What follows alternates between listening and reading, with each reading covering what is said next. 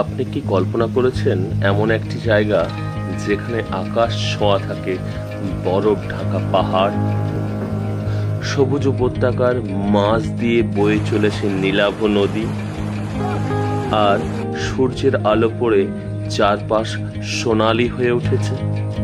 স্বাগতম সোনমার্গ, হিমালয়ের বুকে এক সোনার প্রান্তরে। Welcome to Sonamarg.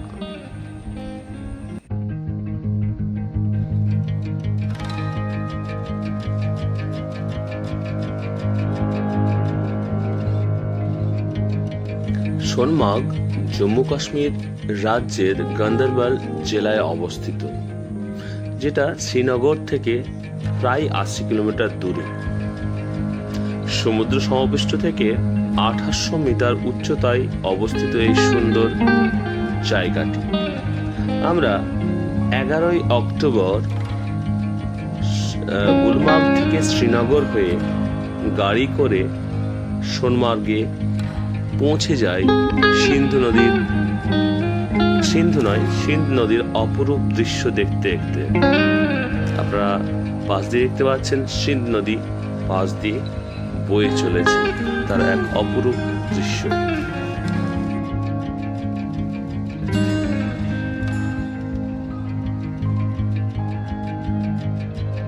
অক্টোবর 2024, তখন আমরা ঠিক পড়ন্ত বিকেল বেলায় সোনমার্গ ঢোকার এই দৃশ্য দেখতে পাচ্ছেন।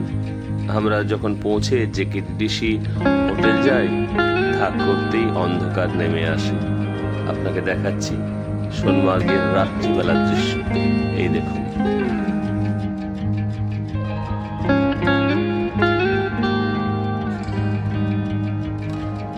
আমরা সোনমার্গে গিয়ে কি করেছিলাম সেটা জানার আগে আপনাদেরকে জানাই, সোনমার্গে আপনারা যদি কখনো বেড়াতে যান তো আপনারা কি কি দেখতে পারেন সেখানে। সোনমার্গের মূল আকর্ষণ কেন্দ্রবিন্দু হচ্ছে থাজিভাস গ্লাসিয়ার, যেটা সারা বছর বরফে ঢাকা থাকে। পনি রাইড বা ট্রেক করে পৌঁছানো যায় সেখানে পৌঁছে আপনি দেখতে পারবেন অপরূপ দৃশ্য। গ্রীষ্মকালেও এখানে বরফ দেখা যায়। এছাড়াও আপনি যেতে পারেন জজিলা পয়েন্ট বা জজিলা পাস, যেটা হলো লাদাখের প্রবেশদ্বার।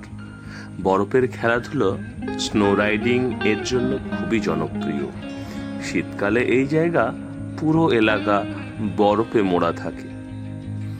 এছাড়াও আর একটা সুন্দর আকর্ষণ কেন্দ্র হচ্ছে বালতাল, যেটা অমরনাথ যাত্রার অন্যতম বেস ক্যাম্প। সিন্ধু নদীর ধারে যদি আপনি ক্যাম্পিং করতে পারেন, সেটা এক অসাধারণ অনুভূতি আপনার জন্য। এই সোনমার্গে ভ্রমণের সেরা সময় আপনাদের বিশেষ করে মে অক্টোবর মাসে। ফুলের মৌসুম ও সবুজ উপত্যকা উপভোগের জন্য অন্যতম সময়। আর যদি আপনি নভেম্বর মার্চে আসেন, তখন বরফে থাকার অভিজ্ঞতা এবং স্নো অ্যাডভেঞ্চার সেটা আর বলার অপেক্ষা রাখে না। আর হ্যাঁ, এখানে ভ্রমণ করতে এলে কিছু টিপস জেনে রাখা উচিত।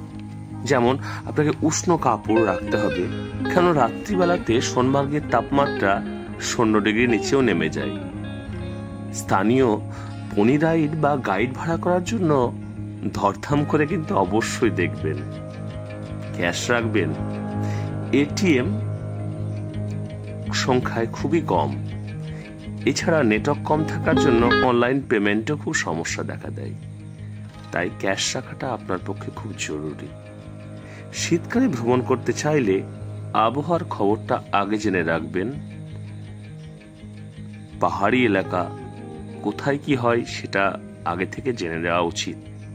এছাড়াও সেন্সিটিভ জোন, তার জন্য আপনাকে আবহাওয়া এবং খবর দুটোই দিকেই আপনাকে তীক্ষ্ণ নজর দিতে হবে।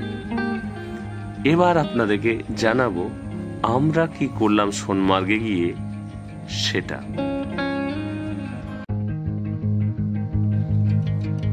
আমরা থাজিভাসের উদ্দেশ্যে বেরিয়ে পড়েছি। থাজিভাস গ্লাসিয়ার একটা, কিন্তু আমরা পৌঁছতে পারবো কি জানি না। ওই গাছটার পিছন দিকে দেখতে পাচ্ছেন, ওই যে দেখতে পাচ্ছেন ওখানটাতে বরফ রয়েছে। দেখি কতটা যেতে পারি, কারণ অলরেডি 3-6 কিলোমিটার রাস্তা রয়েছে। আর ঝোড়ো বাতাস সঙ্গে প্রখর সূর্যের আলো, যাতে ভয়ানক ইউভি রে রয়েছে। এখানে সানগ্লাস ছাড়া যাওয়া সম্ভবই নয়। যাই হোক, আমরা বেরিয়ে পড়লাম। আমি আছি, বাবুদা আছে, মাসুদুর আছে, পাভেল আছে। এখন আমরা হাঁটা পথ নিয়েছি। আমাদেরকে গাড়িতে বলছিল, গাড়িতে অনেক চাইছে রেন্ট। আমরা দেখলাম রেন্টে অন্য কিছু করবো, তার বদলে হেঁটে যাব, কারণ we want this feeling trekking. আমরা ট্রেকিংয়ের ফিলটা নিতে চাই। প্লেনও শোনা যাচ্ছে।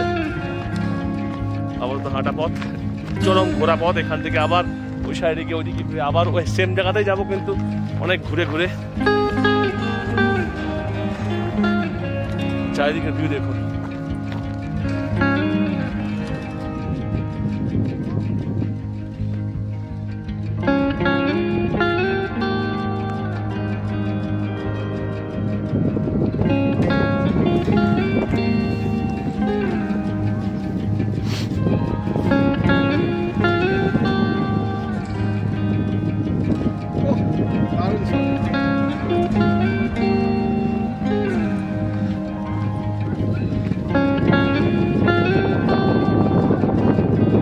আমরা থাজিবাসের উদ্দেশ্যে আমাদের হাঁটা পথের এখনো চলছে। সদ্য আমরা 10 মিনিট হেঁটেছি।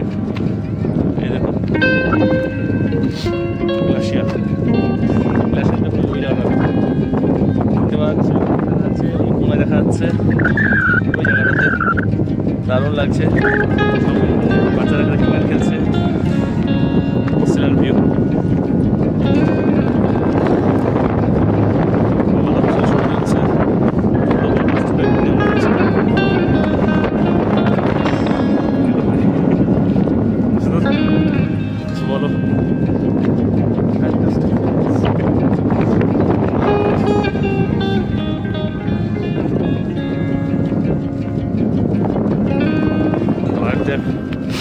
Achievement.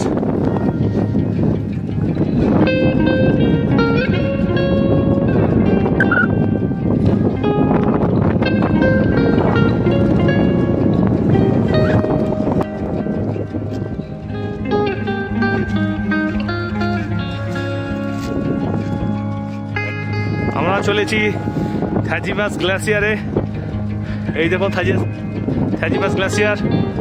আর এই যে ফাঁকা মাঠটা দেখতে পাচ্ছেন, এখানে অমিতাভ বচ্চনের সিনেমা সত্তা পে সত্তা শুটিং হয়েছিল এখানটাতে।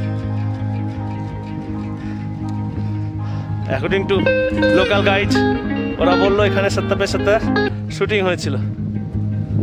এই ভয়ানক ঝোড়ো বাতাস।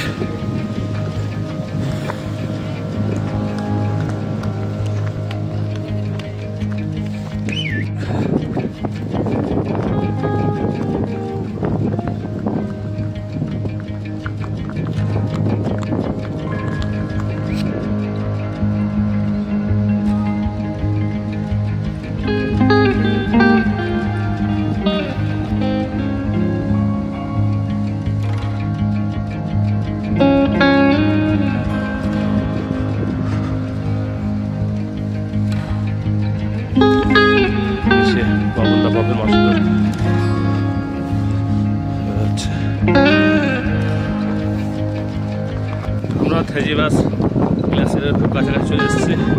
আমাদের হাঁটা পথ এখনো শেষ হয়নি, অনেকটা হেঁটে আমাদের হাট থেকে মাসুদুর কী অবস্থা হয়, নিঃশ্বাস পড়ছে না, অসুবিধা হচ্ছে একটু। পেছনে বাবুল্লাহ, পাভেল পেছনে আসছে। আর এই যে আমার ঠিক পেছনে রয়েছে সেই বরফগুলো, এবং ওই সাইডটাতে রয়েছে।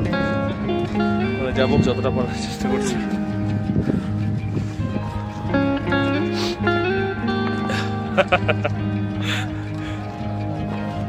ঘেমেও যাচ্ছি, মুহূর্তের মধ্যে ঘেমে যাচ্ছি, আবার তখন ঠান্ডা লাগছে। হ্যাঁ, বাতাসটা যখন লাগছে খুবই ঠান্ডা লাগছে। যে বাতাস বন্ধ তখন ঘামতে শুরু করছি, কিন্তু অলরেডি ঘেমে খুব হয়ে গেছে।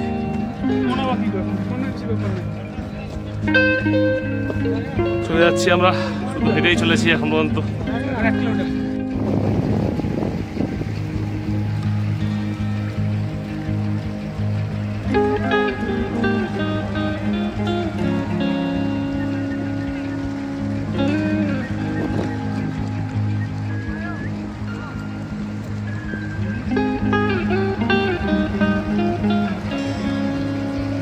আর পায়ে হেঁটে সম্ভব না হয় আমরা এখানেই বসে পড়লাম, থাজিবাস গ্লেসিয়ারের খুব কাছে। আমরা রয়েছি থাজিবাস গ্লেসিয়ারে, বরফ দেখা যাচ্ছে, বসে খাবো আপেল।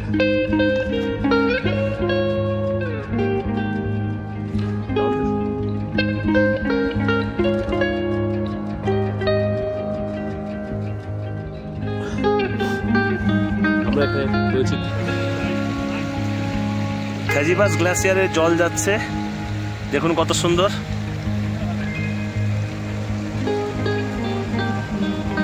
থাজিবাস গ্লেসিয়ারের জল, ওই গ্লেসিয়ার আর জল বয়ে চলেছে,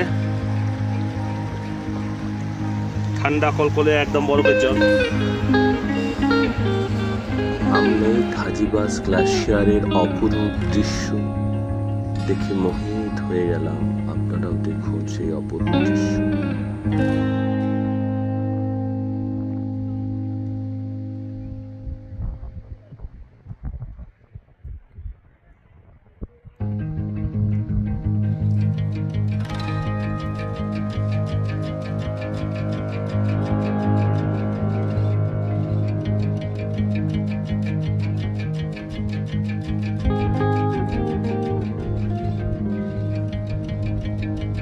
$250 দিয়ে বানিয়ে ফেললাম রিল ভিডিও।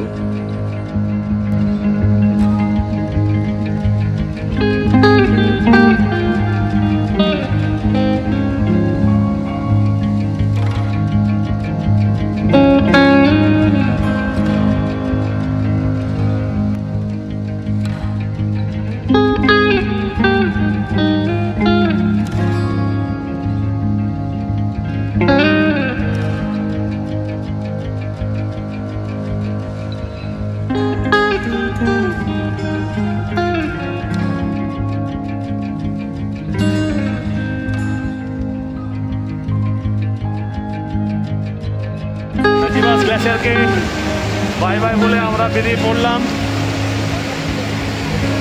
আমাদের গন্তব্যে। এখন আমরা একটা ওই থাজিবাস গ্লেসিয়ারের জলের উপর দিয়ে যাব, এই জলের উপর দিয়ে যাচ্ছি।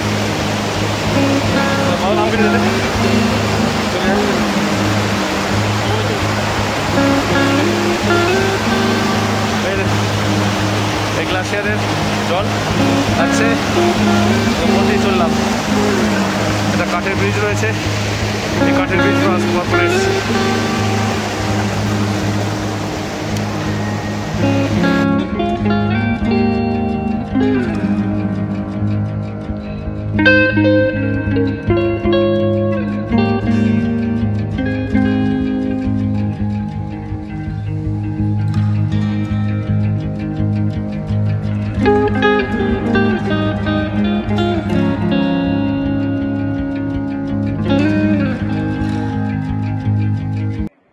কেমন লাগলো আমাদের সোনমার্গ ভ্রমণ? যদি ভালো লেগে থাকে তো অবশ্যই লাইক। সোনমার্গে আমরা শুধুমাত্র থাজিবাস গ্লেসিয়ার পর্যন্তই গেছিলাম, টাইট শিডিউলের জন্য আর কোথাও যাওয়া হয়ে ওঠেনি। ভালো থাকবেন, জয় হিন্দ।